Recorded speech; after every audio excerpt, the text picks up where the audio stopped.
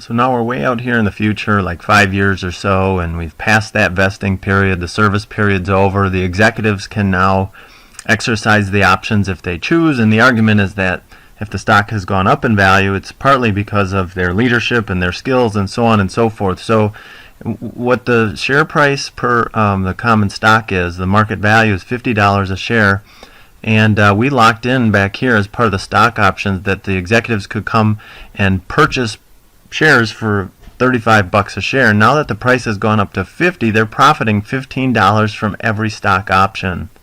And so half of these stock options, so 5 million options, are going to be exercised, and someone stands to make a fairly huge profit off of that. $15 a share times the 5 million, 75 million or whatever in profit the employees are going to make. So good for them, right? And but we're not the employee, we're the organization that granted the stock options. So we're going to look at what do we do once the employees come in, they cash them in, and now they profit. The first thing I'll tell you is we don't really care what happened to the market value. I mean, we care, but from an accounting perspective, it doesn't matter if this is $1 million a share or $5 a share. When the employee comes in and they exercise the option, they're going to have to pay us $35 for every one of the options they're exercising, which is 10 million. So that were total. So half of those are being exercised. So here's what's going to happen: is they will present us with cash in for 5 million options times the $35 exercise price. So we get cash of 5 million times 35. $175 million comes into us.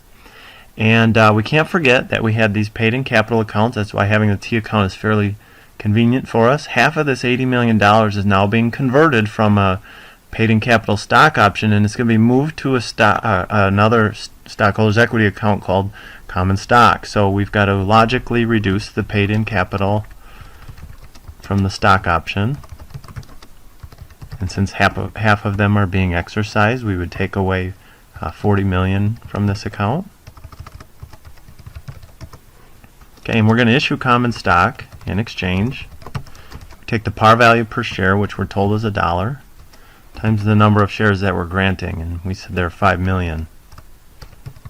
So we would push to this paid-in capital account $5 million. The entry here doesn't balance. The remainder goes to the paid-in capital. Man, I really can't spell. In excess of par. Can't type, that's more like it. Paid-in capital in excess of par for the common stock. And it's the difference to make this thing balance. So if I do the math quickly in my head, I think that's 210 million. And at that point, our debits equal our credits. We've exercised half the options. If I were keeping track of this in the T account, I would say, okay, now 40 million of this paid-in capital for the stock options has now been reclassified or converted over to common stock. And so that's the entry for this fourth requirement.